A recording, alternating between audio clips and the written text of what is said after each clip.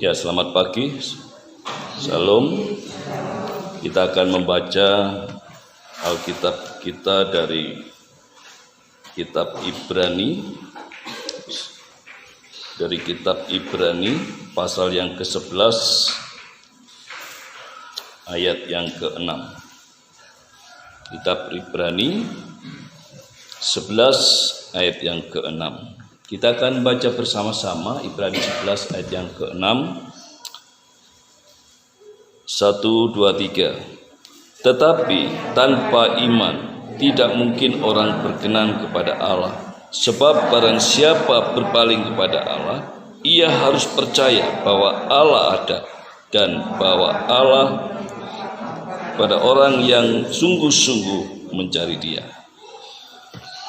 Di nama Tuhan, kalau pada pagi ini kita boleh bersama berbakti, sekiranya kita menjadi yang berbahagia karena kita boleh mendengarkan firman Tuhan dan melakukannya. Bapak, Ibu, Saudara yang saya kasih dalam Tuhan, penulis kitab Ibrani berbicara kepada Israel atau orang Israel perantauan, khusus pada pasal 11 itu menyampaikan tentang iman, dan di situ dikatakan bahwa sebab barang siapa berpaling kepada Allah, ia harus percaya bahwa Allah ada. Maka dengan itu pada pagi ini kita akan berbicara Allah ada. Dan saya percaya bahwa iman kita meyakini Allah ada.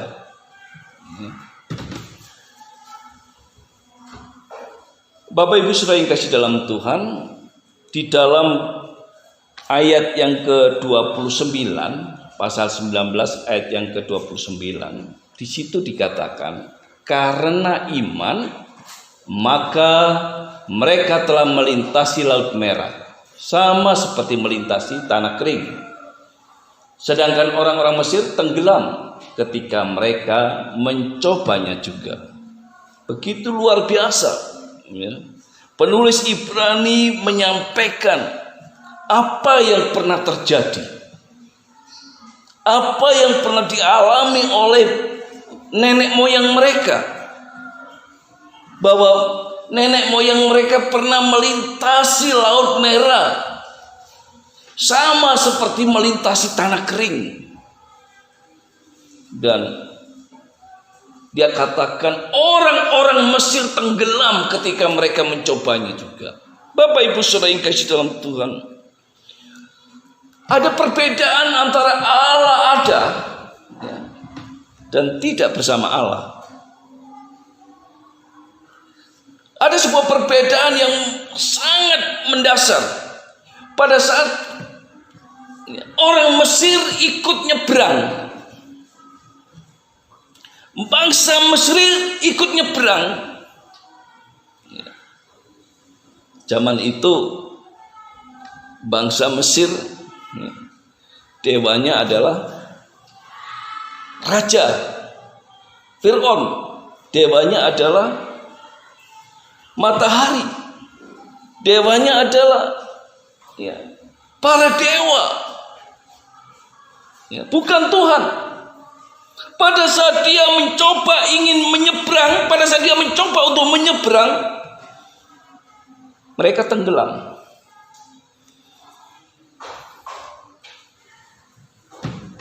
Tadi saya sudah katakan bahwa saya yakin bahwa kita semua berani mengatakan Allah ada. Tetapi apabila orang percaya tidak melibatkan Allah sama dengan tidak bersama Allah,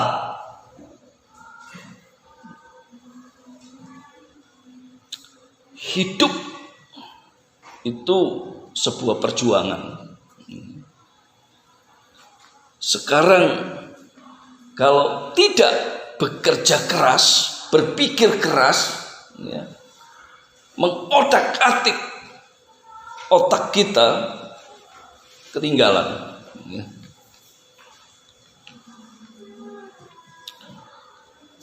Mereka yang lahir di tahun 80-an itu disebut kaum milenial. Dan kaum milenial ini serba cepat. Nah, mereka yang di atas tahun 2000-an itu ada zaman lain, kaum Z, gitu. Bapak Ibu Saudara yang kasih dalam Tuhan, mereka yang gak cepat ditinggal. Nah, banyak orang mengalami gagal, banyak orang mengalami jatuh, banyak orang mengalami menangis, banyak di luar sana, banyak.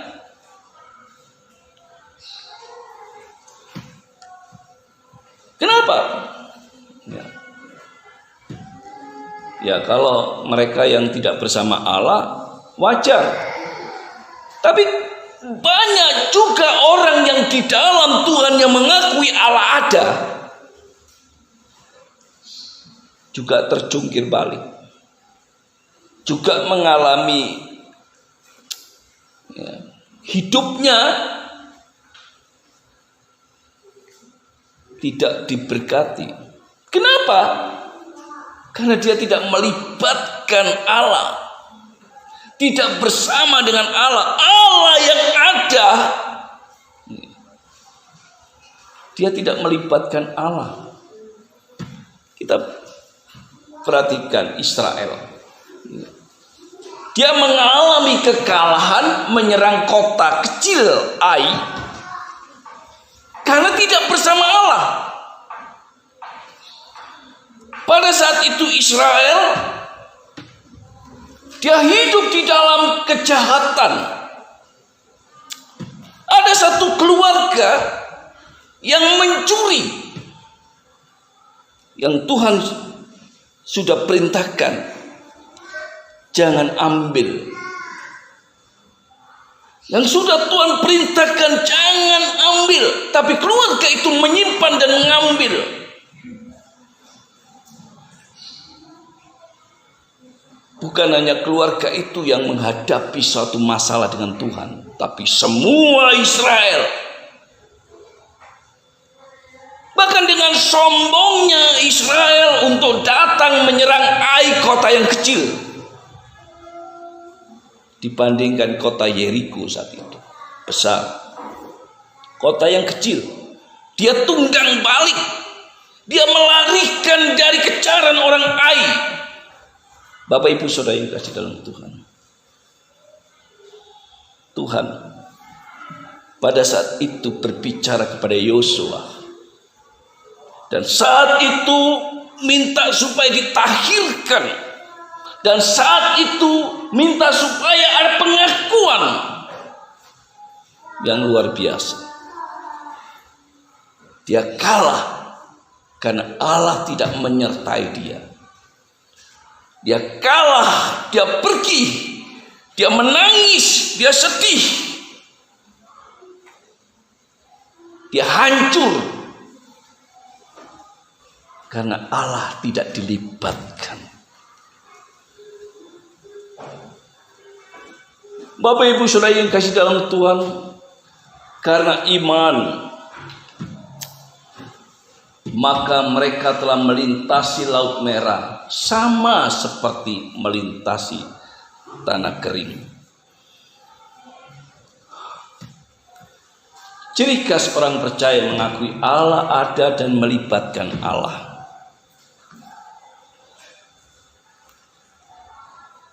Dalam Keluaran 14 ayat 13, ayat yang baru kita baca adalah cerita di mana Musa memimpin bangsa Israel.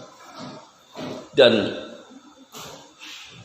pada saat Israel dipahami, dikenali pernah melewati Laut Merah, dan kedengaran dari tempat jauh itu menggetarkan hati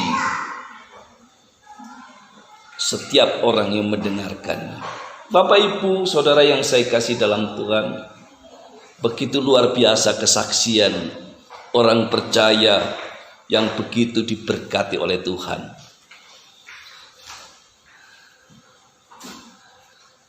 Ayat firman Tuhan ini mengatakan, tetapi berkatalah Musa kepada bangsa itu, janganlah takut, berdirilah tetap dan lihatlah keselamatan dari Tuhan yang akan diberikannya hari ini kepadamu. Sebab orang Mesir yang kamu lihat hari ini tidak akan kamu lihat lagi untuk selama-lamanya. Bapak Ibu saudara yang kasih dalam Tuhan, seorang Yakobus menulis kitabnya. Dia menyampaikan kepada pendengarnya, Elia itu manusia biasa. Elia itu bukan manusia super. Ya, dulu saya pernah berkata bahwa Musa ya dengan tongkatnya itu juga nggak ada apa-apanya. Tongkatnya itu, ya. Tongkatnya tidak ada kesaktiannya. Kalau orang di luar bilang tongkat Musa itu tongkat sakti, nggak ada. Kalau bukan Tuhan yang pakai, nggak mungkin ya, tongkatnya jadi ular. Nggak mungkin tongkatnya disentuhkan ke air berubah darah. Nggak mungkin kalau Tuhan nggak pakai tongkat itu. Bapak Ibu saudara kasih Tuhan, Elia yang disaksikan oleh Yakobus, dia adalah manusia biasa. Manusia biasa sama dengan kita. Tetapi kita perhatikan ya perkataan daripada Musa kepada bangsa Israel, yang pada saat itu dia ketakutan begitu luar biasa, yang menggetarkan hatinya, yang mencoba ingin membunuh Musa, yang sangat ya kalau saya katakan histeris pada saat itu. Sampai dia katakan, Musa berkata, tetapi berkatalah Musa kepada bangsa itu, ini Musa ya, janganlah takut, berdirilah tetap dan lihatlah keselamatan dari Tuhan. Ya. Apakah pada saat itu Musa melihat ada Tuhan di sekitarnya? Apakah Musa pada saat itu dia ada bisikan Tuhan? Enggak. Tetapi ya, hidupnya Musa terlatih di hadapan Tuhan. Ya. Hidupnya terlatih. Demikian Elia pada saat dia berkata, kalau tidak aku katakan, hujan tidak akan turun 3,5 tahun.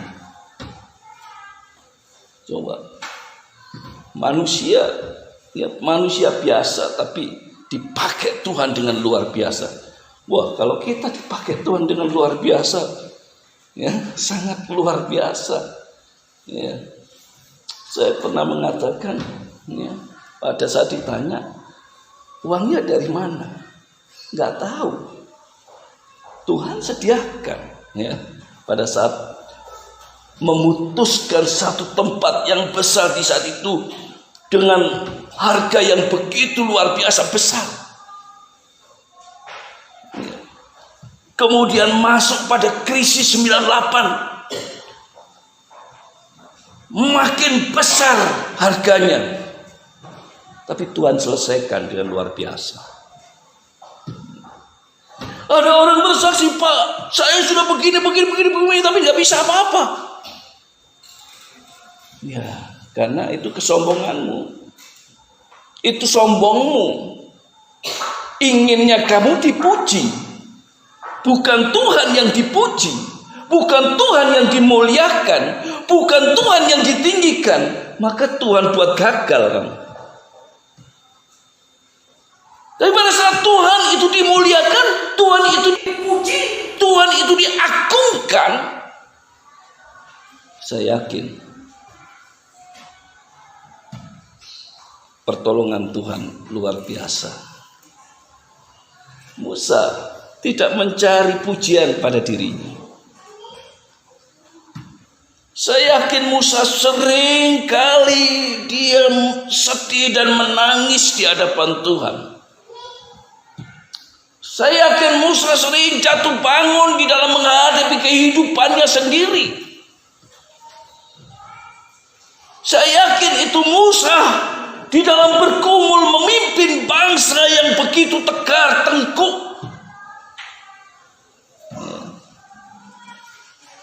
Dia diolok, dicaci maki, dia mau dilempar batu. Dia tetap hanya Tuhan yang dimuliakan, hanya Tuhan yang ditinggikan. Begitu terlatih imannya di hadapan, sehingga dia berani, Tuhan, Engkaulah keselamatan. Lihat, ya, jangan takut. Ya. Kenapa? Karena terlatih iman. Bapak Ibu Saudara yang kasih dalam Tuhan, iman yang terlatih itu, ya, akan menyebabkan kita, ya, berani menghadapi hidup tanpa ragu di dalam kehidupan. Kenapa? Karena Tuhan ada. Tanpa ragu. Ya, saya kemarin menyaksikan suatu berita, ya, bahwa memang, ya, Indonesia belum masuk dalam suatu sebutan resesi, tetapi, ya, diskusi 4 menteri itu, ya, saling mencoba menghibur rakyat, menghibur masyarakat Indonesia. Sungguh luar biasa dia dengan logikanya, dengan keberanian dia mengatakan bahwa Indonesia nggak akan masuk dalam suatu resesi. Kalau negara lain, Jepang, ya, bisa masuk resesi karena, ya, rakyatnya tidak mau keluar, tidak mau kerja, tidak mau, ya. Tapi Indonesia, kalau iman kita di dalam Tuhan kuat, ya, kita itu terus, ya, percaya bahwa Tuhan itu bersama dengan kita. Tidak perlu luas jauh Indonesia, kita sendiri, kita bersama dengan Tuhan. Ada keselamatan dari Tuhan, ya, ada keselamatan dari Tuhan. Hidup itu nano-nano. Ada rasa asin, ada rasa asam, ya. Ada takut, ada, ya, wajar, itu manusia. Ada melihat sesuatu yang besar, gimana cara ngatasi ini. Ada problem yang besar, bagaimana ngatasi ini. Ada problem yang kita tidak sanggup, tapi bagaimana ngatasi. Tapi pada saat kita mengatakan ada Tuhan, dan Tuhan itu jalan keluar, dan Tuhan itu adalah, ya, hikmatnya yang akan bekerja kepada kita. Saya percaya bahwa Tuhan itu nggak pernah mengecewakan kita. Tuhan itu nggak pernah membuat kita kecewa. Tuhan itu nggak pernah membuat kita itu, ya, malu. Kita tidak akan pernah dipermalukan. Iman, ya, Allah ada. Di mana Musa berkata kepada bangsa itu, jangan takut, berdirilah tetap dan lihatlah keselamatan dari Tuhan. Lihatlah, apakah saat itu ada keselamatan? Belum. Air laut yang menggulung-gulung, yang menakutkan, itu yang dilihat bangsa Israel. Tetapi Musa berkata, lihat,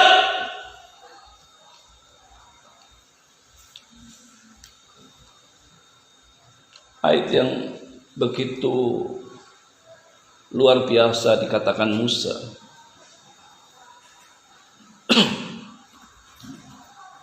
Tuhan akan berperang untuk kamu dan kamu akan diam saja. Bapak Ibu Saudara yang kasih dalam Tuhan, dalam hidup saya nggak pernah diam lipat tangan, diam membiarkan kaki selonjoran, diam tidak berpikir. Saya tidak pernah punya hidup diam tanpa berpikir.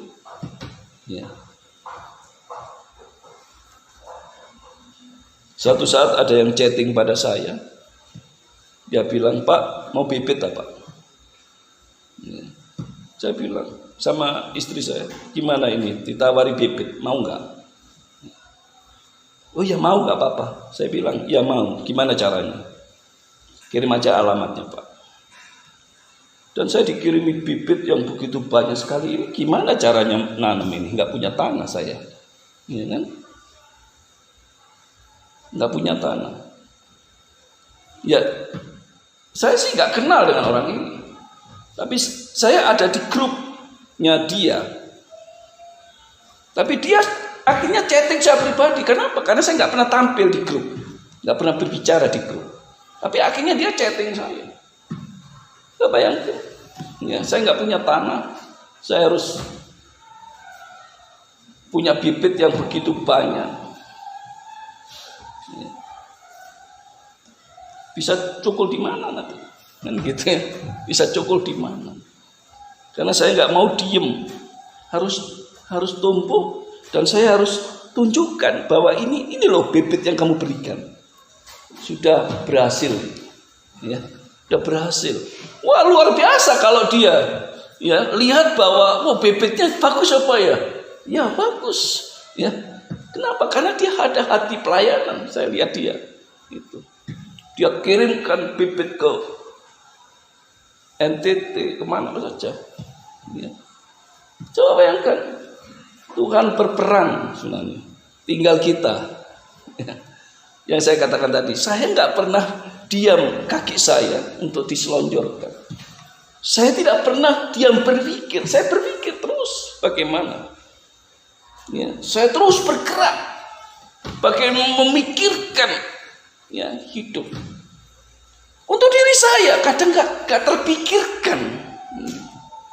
Saya yakin Musa demikian. Tidak memikirkan dirinya. Bagaimana bangsa ini bisa keluar dari Mesir. Bagaimana bangsa ini keluar dari perbudakan. Bagaimana bangsa ini yang sedang menjerit ketakutan. Bagaimana bangsa ini. Bapak Ibu Saudara yang kasih dalam Tuhan.